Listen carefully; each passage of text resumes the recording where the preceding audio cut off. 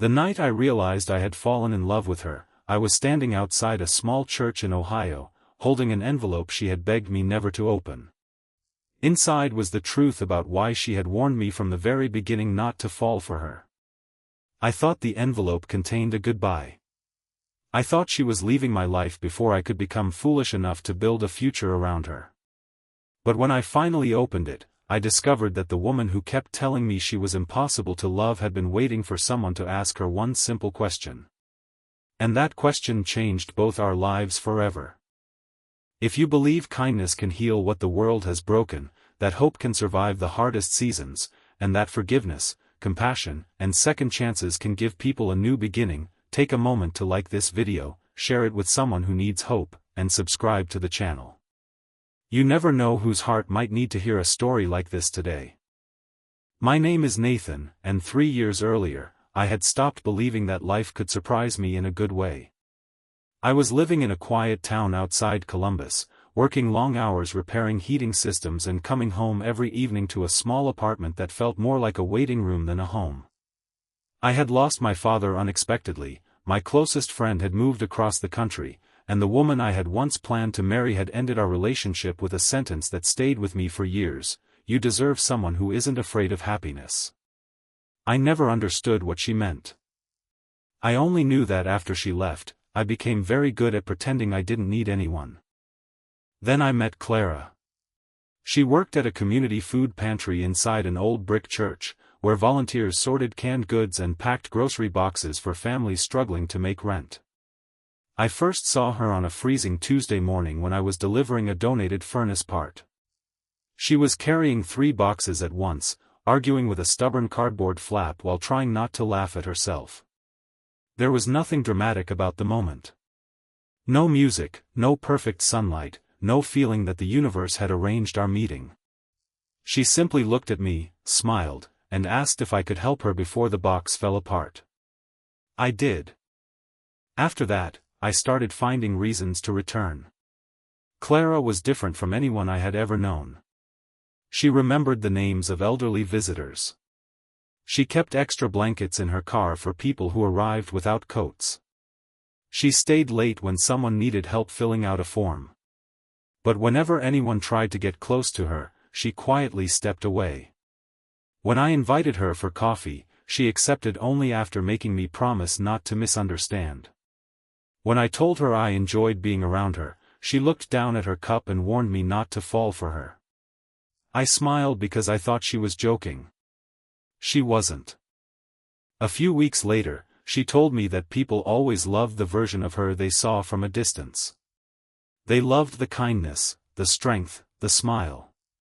But they didn't understand what happened when the doors closed and the lights went out.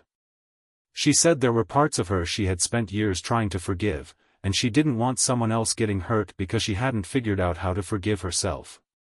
I told her I wasn't afraid. She shook her head and said I should be.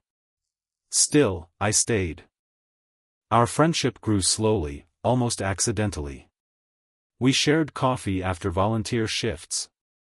We talked about our parents, our failures, our faith, and the dreams we had abandoned because life had become too complicated.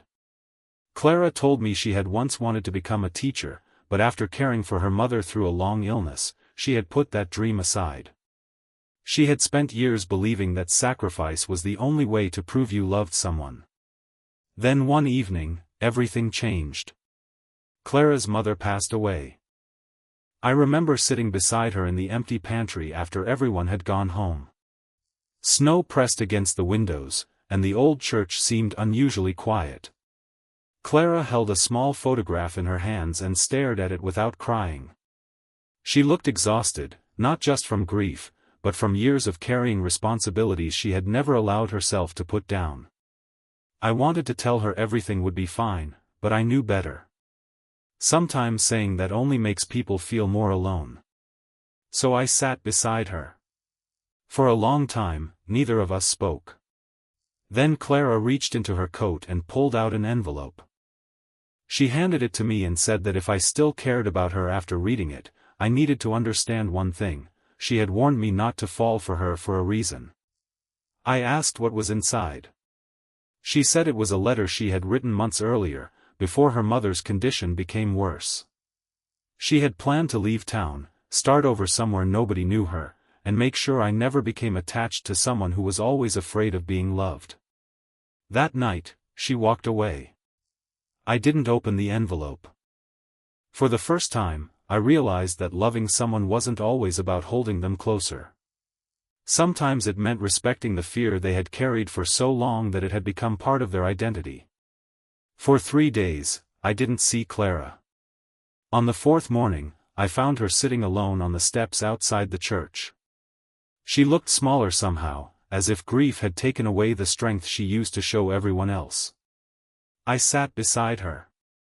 And instead of asking why she was leaving, or whether she loved me, or whether I had a chance, I asked her one simple question.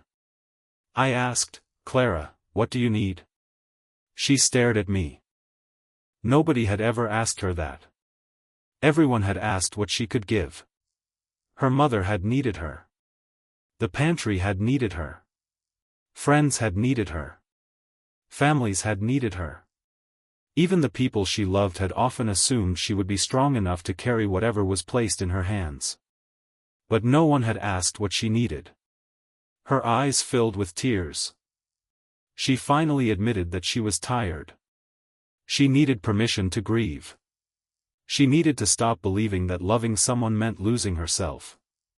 She needed to know that she could have a dream without feeling guilty for it. And, more than anything, she needed someone who wouldn't try to rescue her, fix her, or demand that she become someone else. She needed someone willing to stay while she learned how to stand on her own. So I told her I could do that. Not because I was certain everything would work out, but because I finally understood that real love wasn't about finding a perfect person. It was about creating a safe place where two imperfect people could become better together. Months passed. Clara didn't suddenly become fearless. Healing didn't happen overnight. Some mornings were difficult. Some days she questioned everything. But slowly, she began to change. She enrolled in a teaching program at a local college. She started volunteering less and living more. She planted flowers outside her mother's old house and kept one small photograph beside them. And I changed too.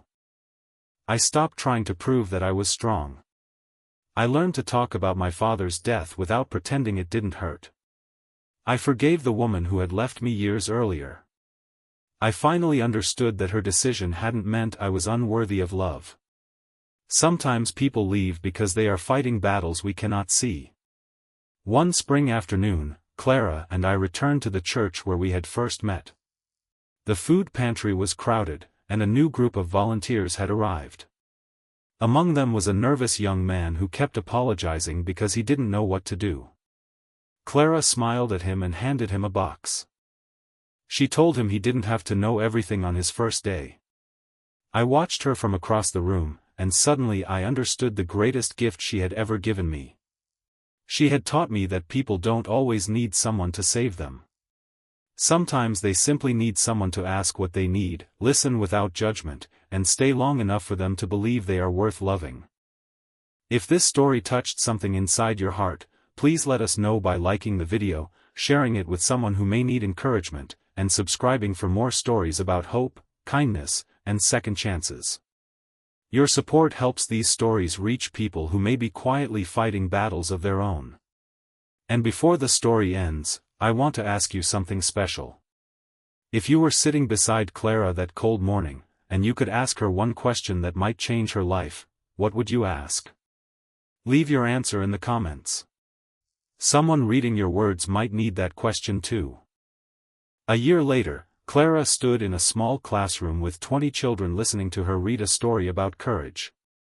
I waited outside after school, holding 2 cups of coffee. When she came through the door, she smiled in that same way she had on the morning we first met.